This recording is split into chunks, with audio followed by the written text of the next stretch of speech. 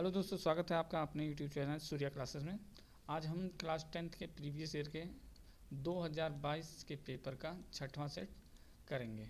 ठीक है, इसमें अभी हम लोग केवल बहुविकल्पीय प्रश्नों को ले रहे हैं। फिर आगे चल के हम लोग अतिलघुत्तरीय और लघुत्तरीय प्रश्नों को भी सॉल्व करेंगे। चलिए, तो पहला क्वेश्चन हम लोग देखते हैं। पहला क्वेश्चन क्या कह रहा है, यह है का वाला क्वेश्चन। देखिए, समीकरण 5x² - 3x + 2 = 0 के मूलों का योग ज्ञात कीजिए। ठीक है, देखिए कभी ऐसा क्वेश्चन अगर आता है, मूल के बारे में पूछा जा रहा है, तो अब देखिए यहाँ अगर कोई दो घात का समीकरण है हमारे पास, ax² + bx + c = 0, ऐसा हमारा कोई दो घात का समीकरण है, तो इसके मूलों का योग जो होगा alpha plus beta equal to होता है -b/a, और alpha into beta equal to क्या होता है c/a। अब देखिए अल्फ़ा प्लस बीटा ये है मूलों का योग, अल्फ़ा इंटू बीटा यानी मूलों का गुणनफल। मूलों का योग जब है तो देखिए -b यानी x का गुणांक और फिर अपान बटे में क्या x² का गुणन। अब देखिए हमारे पास जो इक्वेशन दिया गया है वो क्या दिया गया है, हमारे पास जो इक्वेशन है 5x² - 3x + 2 है। अब यहीं पे हम लिख दे रहे हैं तो थोड़ा सा और आसानी आपको होगा। 5x², सॉरी यहाँ माइनस है, -3x और +2 = 0 है। अब देखिए a की जगह पर हमारा क्या है 5 है, b की जगह पर क्या है हमारा -3 है, और c की जगह पर क्या है हमारा 2 है। ठीक है, तो यही मूलों का योग अगर हम लिखना चाहें, मूलों का योग alpha plus beta equal to क्या लिखेंगे -b/a होता है, तो -b की जगह पर क्या है -3, तो -b की जगह पर -3 और बटे क्या हो जाएगा a की जगह पर क्या है 5। अब देखिए माइनस माइनस प्लस हो जाएगा मल्टीप्लाई होकर के, यानी 3/5 आ गया। तो मूलों का गुणनफल योगफल क्या आ गया हमारे पास 3/5, जो कि ऑप्शन नंबर 1 क्या है करेक्ट है। ठीक है, ऑप्शन नंबर 1 करेक्ट हो गया। तो पहले का समीकरण 5x² - 3x + 2 = 0 के मूलों का योग जो है वो कितना आया 3/5 आया।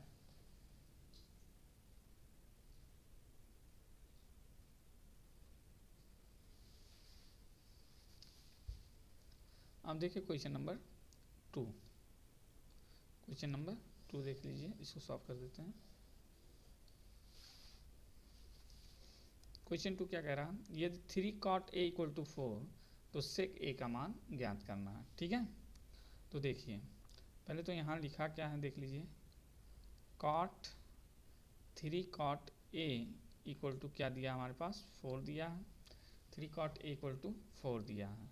ठीक है, अब देखिए cot a = निकाल लीजिए, cot a = 4 यहाँ था और 3 ये वाला इधर आ जाएगा तो क्या हो जाएगा डिवाइड में हो जाएगा, इतना आ गया। अब देखिए cot a को क्या लिख सकते हैं आप 1/tan, cot का उल्टा tan होता है, तो 1/tan a = हो जाएगा 4/3। तो tan को ऊपर ले जाएंगे, यानी tan a = अगर आप लिखना चाहिए तो क्या हो जाएगा 3/4, tan a = 3/4। अब देखिए चूँकि आप जानते हैं sec² थीटा = होता है 1 + tan² थीटा। ठीक है, ये होता है, ये आपको फार्मूला पता होगा। अब देखिए यहाँ पर तो sec² थीटा 1 प्लस और tan का मान देखिए क्या है, tan का मान हमारे पास आया 3/4, यहाँ देखिए 3/4, तो 3/4 का ये क्या हो जाएगा होल स्क्वायर हो जाएगा। तो 1 + 3 का स्क्वायर 9 और 4 का स्क्वायर 16, 16 1 + 16 और 9 25/16 हो गया। ठीक है, 25/16। अब देखें sec² a है, शायद a था, थीटा की जगह पे a था, रख देते हैं, कितना हो गया 25/16। तो sec a = क्या हो जाएगा √, इधर से स्क्वायर हटाएंगे तो इधर √, लग जाएगा 16, 25 का हो गया 5 और 16 का वर्गमूल हो गया 4, तो sec a = कितना हो गया 5/4। 4। तो देखिए 5/4 कहीं है ऑप्शन में, यहाँ रहा। ये देखिए सेकंड वाला ऑप्शन 5/4 हमारा क्या हो गया, सही हो गया। यानी 3 cot A = 4, तो sec A = हो जाएगा 5/4। चलिए अगले क्वेश्चन पे हम लोग चलते हैं, यानी कि गा वाले क्वेश्चन पे चलते हैं।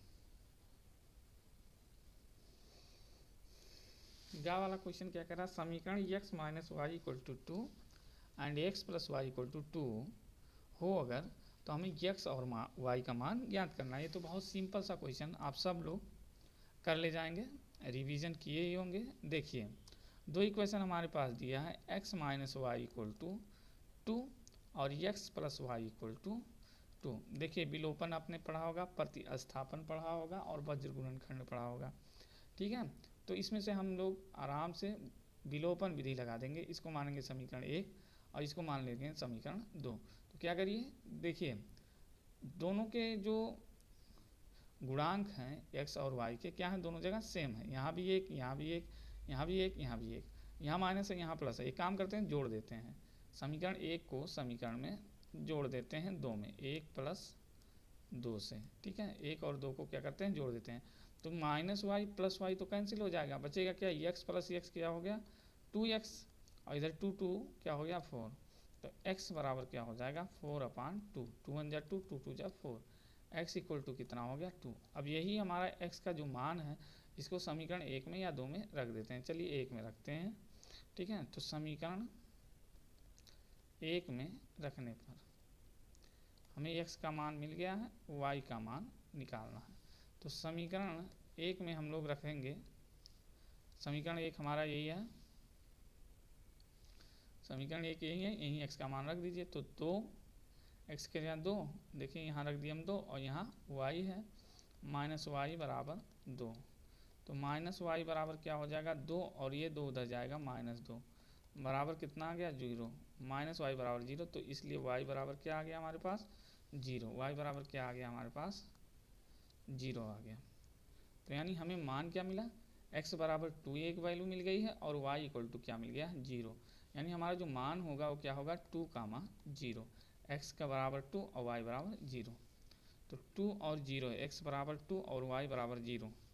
यहाँ देख लीजिए कहाँ आ रहा है हमारा दूसरे क्वेश्चन में, x = 2 और y = 0, ऑप्शन 2 हमारा क्या हो जाएगा, सही हो जाएगा, ठीक है। ये भी हमने सॉल्व कर लिया और आपको अच्छे से समझ भी आया होगा, क्योंकि आप लोग तो पहले से ही सबको पढ़ चुके हैं। बस ये है कि जो थोड़ा धुंधली इमेज है उसको क्लियर कर लीजिए आप, ठीक है। इस क्लास में यही है कि आपको जो धुंधली इमेज है, जो आप थोड़ा सा भूल रहे हैं, उसको देख लीजिए कि आप कहाँ पर भूल रहे हैं और क्लियर कर लीजिए कॉन्सेप्ट को।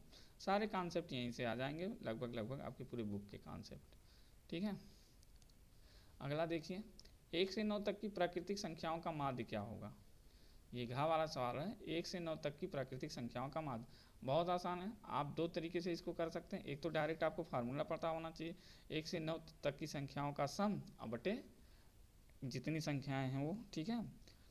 तो 1 से 9 तक का माध्य जो होगा, माध्य बराबर होगा 1 से 9 तक संख्याओं का योग और बटे कितनी संख्याएं हैं, 9 संख्याएं आएंगी तो 9, ठीक है। ऐसे आप कर सकते हैं, ठीक है, ऐसे कर लेते हैं। तो 1 से 9 तक की संख्याएं जो आएंगी वो क्या आएंगी, 1 2 3 4 5 6 7 8 और 9। इन सबको जोड़ करके क्या करें, ये 9 से भाग कर दीजिए, या 1 से 9 तक की जो प्राकृतिक संख्याएं हैं इनका योग का फार्मूला होता है n + 1/2, ठीक है। n का मान हम रख देंगे, कितनी संख्याएं हैं 9 संख्याएं हैं, तो 9 और 9 + 1 बटे 2। तो 9 ये हो गया हमारे पास, और ये हो गया 9 और 1 10 बटे 2, 2 पंचे 10, 5 9 45। तो यानी कि 1 से 9 तक की संख्याओं का जो योग है वो कितना आ गया हमारे पास 45। अब यहाँ पर देखिए 1 से 9 तक की संख्याओं का योग यानी 45 अपान क्या हो जाएगा 9, 9 1 = 9, 9 5 = 45। तो आंसर आपका क्या आ गया 5 आ गया। तो 1 से 9 तक की प्राकृतिक संख्याओं का माध्य जो होगा वो ऑप्शन सेकंड जो है 5 वो हो जाएगा। ठीक है, तो ये बात भी आपको समझ में आई होगी। इसका दूसरा तरीका ये है, कुछ नहीं है, देखिए दूसरा तरीका अगर हम लगाना चाहें, ठीक है, तो माध्य का फार्मूला आपने पढ़ा होगा,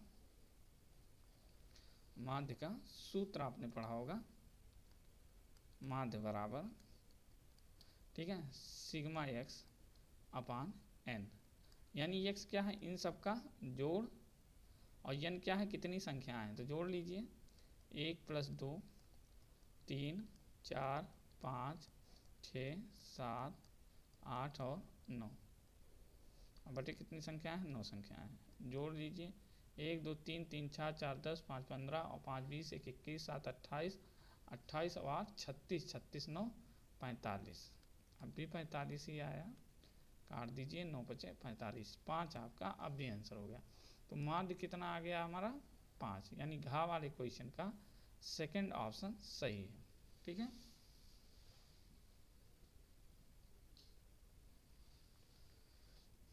चलिए हम लोग आगे का क्वेश्चन देखते हैं। आगे का क्वेश्चन देखिए, अंगा वाला क्वेश्चन क्या कह रहा है। अंगा, यदि किसी बारंबारता बंटन का माध्य 20.5 तथा मध्यिका कितना है, 20 है, तो बहुलक क्या होगा।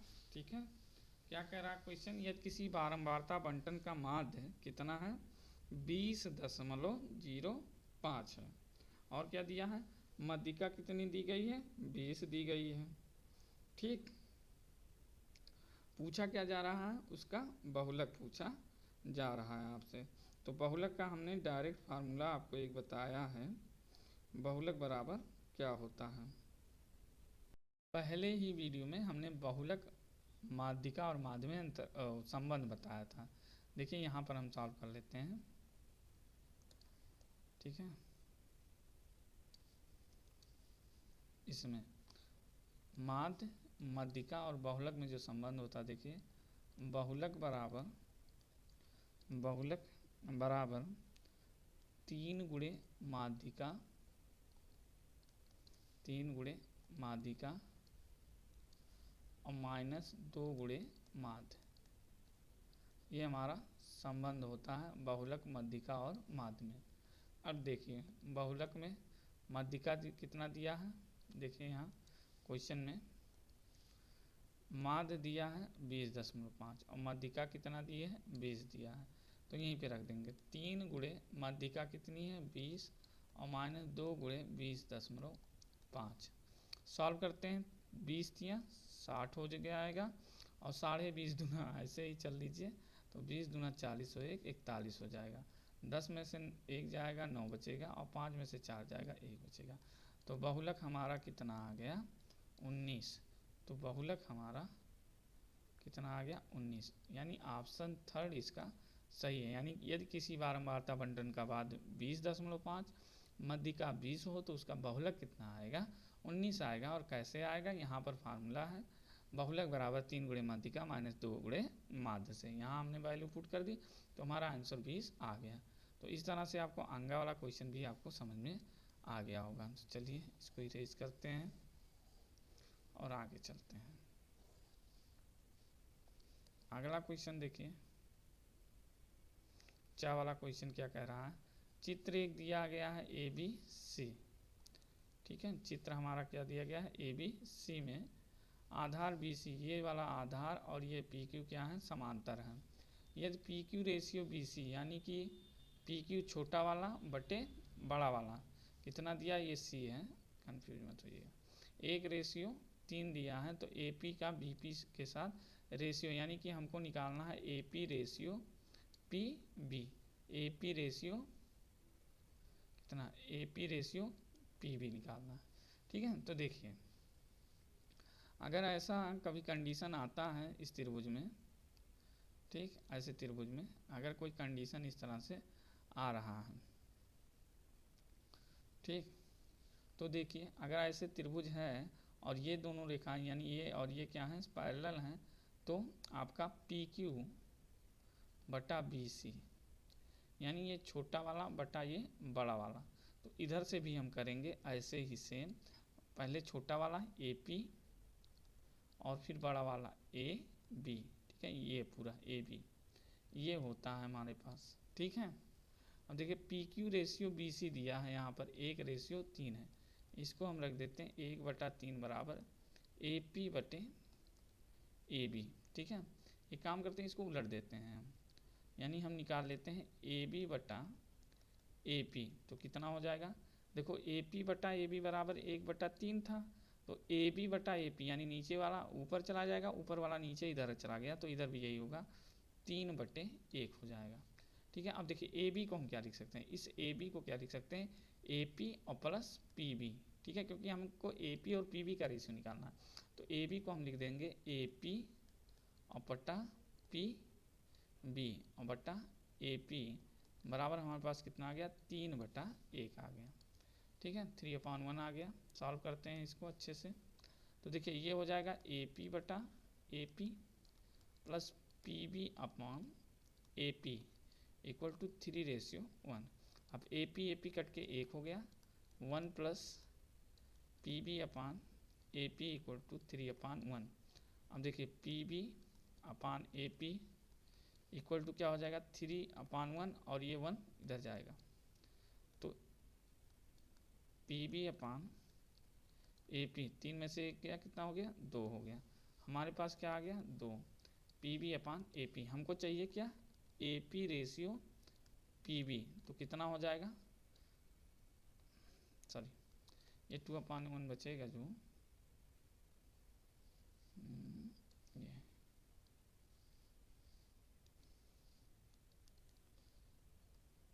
P B upon A P हमारे पास कितना, 3 में से 1 या 1 करने में 1, 3 - 1 2/1 बचा।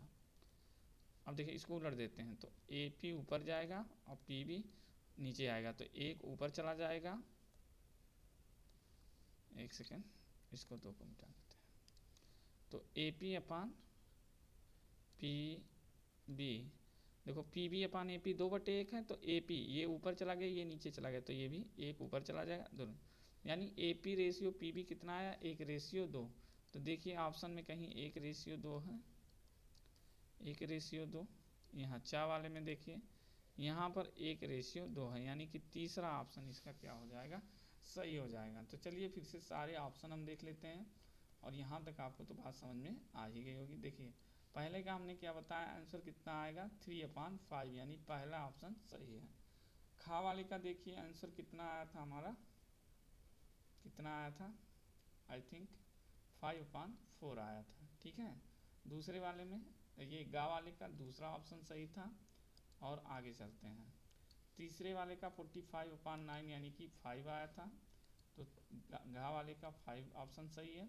बारंबारता वाले में 19 आया था आंसर, ये भी सही है, और इसमें आपका चा वाले में 1:2 आया है आंसर, यानी ये भी सही है।